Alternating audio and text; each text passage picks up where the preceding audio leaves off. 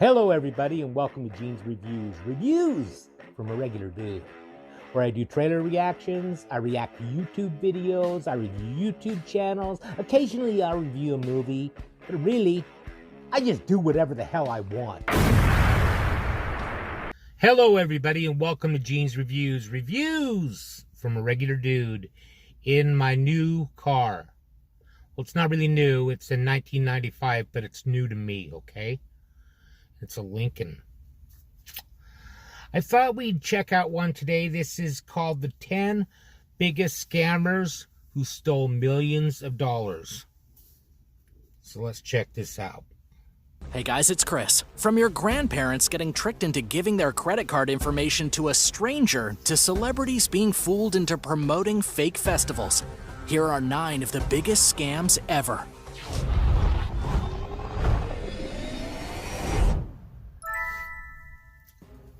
Number 9. The Dale.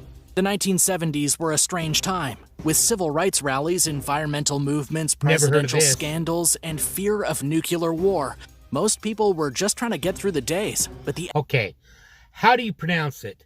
Nuclear or nuclear? I've always said nuclear. I think it's spelled nuclear, but I'm not sure. But it drives me crazy. I've always said nuclear. Let me know what you think. Average consumer was missing something, and Liz Carmichael knew just what they needed. The fuel crisis of 1974 led to a consumer need for more energy-efficient vehicle options. Enter the Dale, a cheap, efficient, stylish three-wheeled car. Sounds too good to be true? Well, you're absolutely right, it was a giant hoax. After receiving $30 million investment dollars, close to $200 million today, Carmichael was planning on revolutionizing the vehicle industry. Little did investors know Carmichael had an interesting past. She was born as Jerry Dean Michael, who just so happened to be on the run from feds for charges relating to counterfeiting. Liz was a tried and true con artist that got national attention for her biggest con yet. She got the 20th Century Motor Car Company involved and quickly began advertising. Some of the taglines called it the most exciting new car of this century. The first space-aged automobile, even describing it as designed and built like it was ready to be driven to the moon. These were some pretty far-out claims for an equally far-out looking vehicle.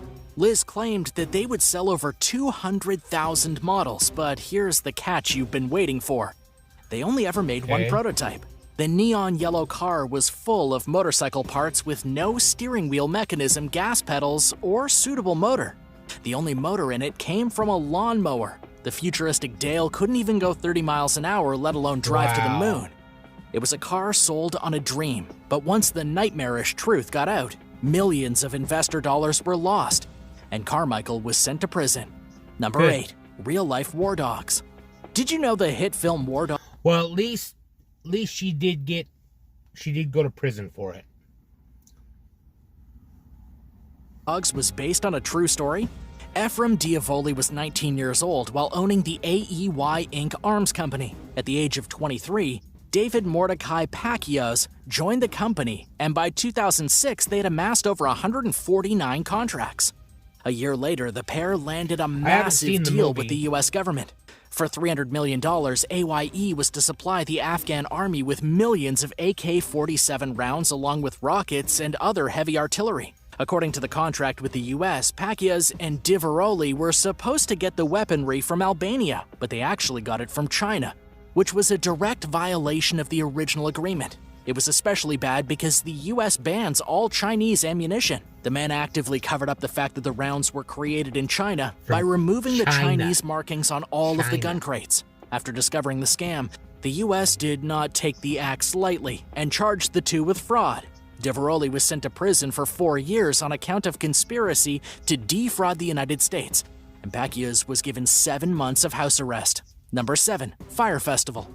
In 2007, the ultimate party for the ultra-rich and celebrity elite was advertised, with tickets costing up to $100,000 a piece and promotions from well-known socialites like Kendall Jenner and Hailey Baldwin. The Fire Festival was supposed to be the party of the century. Guests were promised luxury accommodations with gourmet meals, celebrity interactions, and a true island getaway. Over 5,000... I'm not absolutely sure, but I think that rapper Ja Rule, I think he had something to do with this. And people bought tickets, racking up over $26 million in sales. Once arriving for the exciting experience in the Bahamas, festival goers were shocked at what awaited them. Cheese sandwiches in to-go boxes, small tents with soaking wet mattresses and outhouses, hardly the luxury experience people were hoping for. High-profile artists were on the docket to perform, but many, like Blink-182, pulled out shortly before due to how sketchy the event seemed. The man behind it all was Billy McFarland. For his crimes against partiers, he was sentenced to 6 years in prison and had to give back the $26 million. Hulu and Netflix have both published documentaries about the massive festival scam, and it's hard to believe the festival's organizers thought they could just whip up a luxury experience in a few months when it should have taken over a year. Number 6. COVID relief money scam. 2020 was really a year for the history books. COVID-19 came out of nowhere and hit everyone off guard, ruining plans and forcing us to stay indoors. No one could have predicted or successfully prepared for it. It was in this year that scammers took advantage of the chaos and fear surrounding the virus and stole over $4.2 billion from individuals across the country. Comparatively, over the course of 2017 and all the way through 2019, a total of $7.6 billion was taken from unsuspecting victims. The news of 2020's record was released in the Internet Crime Report from the FBI this March.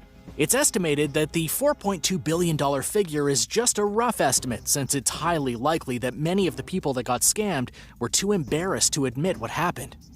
A Facebook group created for scam victims with over 700 members did a survey that showed almost 75% of people were too ashamed to file a report. The scammers had multiple methods of getting what they wanted. Many would make fake profiles on social media sites like Facebook and Instagram, some even going on dating sites or apps for games. Using these personas, they would innocently start a conversation with their mark with a pre-written script, meticulously crafted to trick gullible victims. After forming some kind of connection, the scammer would make up an excuse for why they needed money. Whether it was issues after losing their job during COVID or fraudulent medical problems, the people they were targeting felt bad for their new friend and would often send money to help. In California, 69,000 people fell for these tricks. It's unfortunate that someone would take advantage of people during such a vulnerable time, and it's even more sad that they were so successful in doing so. Just remember, the next time someone you don't know reaches out to you on social sites, don't become a victim. Did you ever get a message on Facebook from someone trying to scam you? Let us know in the comments down below. And if you're liking this video, be sure to hit the thumbs up and subscribe buttons if you haven't. I've never got a message of someone, well, I don't know, I could have and just didn't respond. But I always get like friend requests from people that I don't know and stuff, and I never accept them unless I see that there's like mutual friends or something, and then I'll check into it a little bit before I accept it. Already. Number 5. Scott Rothstein. Everyone has heard of or at least joked about those mega rich businessmen who fly exclusively on private jets to their 16th vacation home on a private island off the coast of France. Well, Scott Rothstein was one of those men, and he got his money by scamming others in the wealthy elite. Rothstein was a lawyer, as well as a shareholder and the CEO of the Rothstein Rosenfeld Alder law firm. In 2009, it was discovered that he, along with some of the other higher-ups in the firm, were guilty of involvement in a $1.2 billion Ponzi scheme. In case you don't know, a Ponzi scheme is a type of scam that tricks investors into putting money into a project. Little do they know their money isn't gonna go to the intended project, but instead it's going into the pockets of early investors. While the early investors think the money is coming from the project, it's actually coming from the new funds, and the cycle just keeps on repeating. Eventually, the FBI caught on to what Rothstein was doing, and they issued a search warrant for the law firm's offices in Fort Lauderdale during November of 2009. Spooked by the feds, Rothstein fled to Casablanca with $16 million. Talk about a lavish getaway. He was either overcome with guilt or too scared of what the police might do to him that he wrote a suicide message to his partners. Thankfully, they were able to talk him out of the deed, and justice was served. Finally, on June 9th of 2010, Scott received his prison sentence of 50 years in prison. It just goes to show that some mega rich people will get their hands dirty for money. Number 4. James Paul His friend Lewis should have Jr. left him alone. In 2004, a 57-year-old California man by the name of James Paul Lewis Jr. scammed investors out of $814 million. Putting on a Wow. front as an investment advisor, James would trick his clients into investing in certain businesses, while really he was just taking their money in an elaborate Ponzi scheme. He owned a large investment firm called the Orange County Firm Financial Advisory Consultants that was inevitably shut down due to his crimes. Lewis had been scamming his trusting clients for over 20 years, with over 5,200 in his criminal career. It wasn't until December 22nd of 2004 that the FBI raided his office, only to find 2.3 out of the $814 million he was supposed to have on hand for his clients, many of whom were Wow. elderly and needed the money to get through their final years of life. The FBI found that Lewis had sent some of the money overseas and traded it into foreign currency while also using it to buy luxury cars, fancy homes, and more. For his crimes, U.S. District Judge Cormac Carney sentenced so Lewis to serve a greedy. maximum sentence possible of 30 years and ordered him to pay back $156 million in restitution. To this day, Lewis serves his prison sentence, but only 11 of that $156 million has been recovered. Number 3. Credit card scams. Scammers have been tricking Greedy, people for greedy, years greedy. and know exactly how to get what they want. Ever since credit cards first rolled out decades ago, hackers and scammers have found ways to make money off of innocent victims. Collectively, billions of dollars have been stolen. But how do they do it, you might ask? How could some people be so gullible and just give their credit card information out to Yeah. strangers? Well, they use multiple methods to trick cardholders. Many times it starts with a simple phone call. You've probably gotten one or maybe 1,000 calls asking about your car's extended warranty, how you owe money to the IRS. I get like 10 or 20 spam calls every single day. I've finally taken my phone and put it on Do Not Disturb, and that way only the people that are in my address book can get through. Or the others, it doesn't even ring, because I was getting so many of them. It's just ridiculous. And there's a warrant out for your arrest, or maybe there's reduced insurance rates in your area. You probably hang up as soon as you hear that robotic voice, but some people, most often older people and less technologically savvy Yeah. adults, well, they keep listening. These types of scams are known as phishing schemes and can lead to money being stolen off of cards or even entirely new credit cards being opened in the target's name.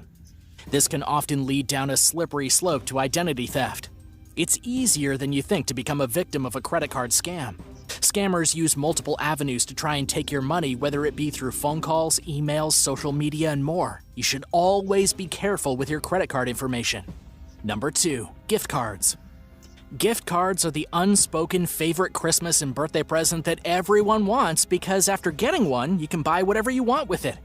And so can scammers. They want them too. The only difference is they want you to pay for them. If you've ever worked a retail job at a store that sells these coveted cards, then you probably know where we're going with this. In 2020, the Better sure. Business Bureau reported almost $3 million stolen due to gift card scams. There's an average of $700 out of pocket of each victim. This number is probably much higher, since less than 10% of those tricked filed an incident report. Similar to the embarrass. credit card schemes, perpetrators often call their victims saying that they're going to be arrested immediately unless a certain amount of money is given on a Visa gift card, or that they've won the lottery but must pay a certain amount before receiving the jackpot. They then I've got phone calls before saying that they're the IRS and there's a warrant out for my arrest and all this crap, and I just ignore it. ask for the numbers on the back of the card and make their getaway without a trace. Sadly, most gift cards can't be returned once they're purchased, so there's almost no way for victims to get their money Right. back after realizing they've been tricked. Sadly, the elderly are the ones most commonly fooled, with over 66% That's so of those low. being women. So It's been low. found that the most bought gift cards in these scams include ones for Google Play, Target, Amazon, eBay, and iTunes. Yep. In Canada, one of the top gift cards used for theft is a Steam card, mainly used for online gaming. The issue has gotten so bad that retail employees are now trained to recognize the signs of a gift card scam, even though it's very difficult to tell someone they've been tricked once they've convinced themselves otherwise. So next time you buy a gift card for someone else, ask yourself if you can really trust that person. Number 1. Read Slatkin. The early 2000s seemed to be a massively popular time for Ponzi schemes. I haven't heard One of of which a lot of conducted these. by a man known as Reed E. Slatkin, who stole over $500 million from investors. He claimed the only reason he committed the crimes was because he was under threat. Slatkin was a member of the famed Church of Scientology, who he said were threatening him to trick investors so the church could profit. But the church adamantly denied such claims. It's no secret, though, that the church was a major part of Slatkin's life. He was converted at an early age during a rocky period in his life right after the death of his father. Practically growing up in the church, it wouldn't be a surprise if his claims of harassment for donations turned out to be true. The church was never seen at fault, though, since there was no evidence of involvement. As part of a sentencing deal, Slatkin assisted investors in taking down and uncovering the depths of the scheme.